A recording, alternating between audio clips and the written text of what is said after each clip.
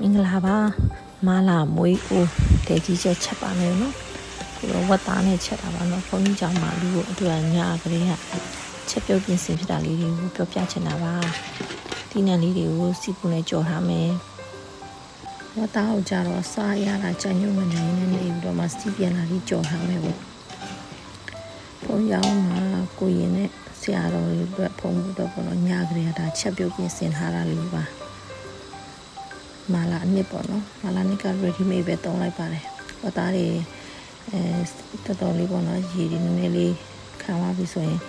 မာလာနစ်ကိုထည့်မယ်ပေါ့မာလာနစ်ကတော့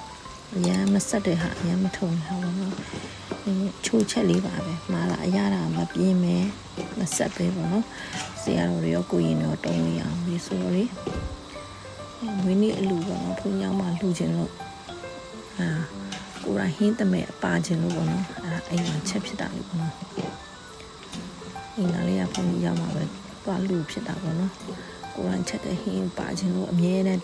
တဲကြီးချက်မဆိုရင်ဒီဟင်းကိုပဲရွေးချယ်ပြီးချက်တာများတယ်ဘာလို့လဲဆိုတော့ပုံမှန်ချက်စီပြန်ဝစီပြန်ပေါ့နော်အဲ့လိုဟင်းမဟုတ်ပဲနဲ့တခုခုပေါ့နော်အဲ့လို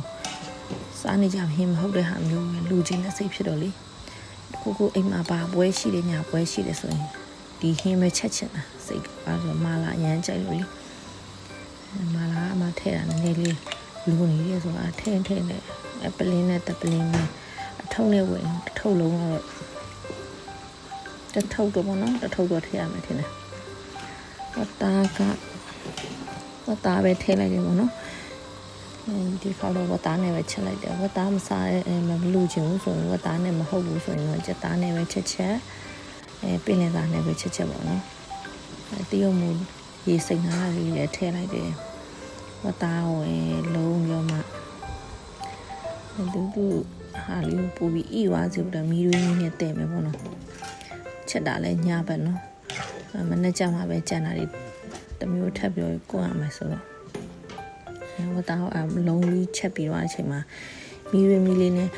ဤနေအောင်တဲ့မှာမီးပြင်းပြင်းနဲ့ချက်တာနဲ့လေမီးနဲ့ဖြည်းဖြည်းချင်းချက်တာနဲ့အရာအများကြီးกว่าတယ်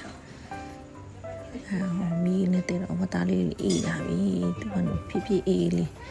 အချိန်မှာမီးလည်းတော်တော်လေးကုန်သွားပြီဆိုတဲ့ခါကျမှဒါကြော်ထားတဲ့အစအသီးနှံလေးတွေကိုထည့်မယ်ပေါ့နော်အဲ့ဒါလေးကိုထည့်ပြီးတော့မှခဏတဲ့မီးကလည်းနည်းနည်းပဲကြံတော့တယ်ပြီးတော့မှပဲပြားကြော်လေးလည်းပဲပြားကိုကြော်ထားလေးလည်းထည့်မယ်ပေါ့နော်နောက်တစ်ရက်ကျတော့ဗာတွေဆက်လုပ်မလဲဆိုတာနောက်ဗီဒီယိုမှာပြောပြပါဦးမယ်ကြည့်ချင်တဲ့လူရှိလား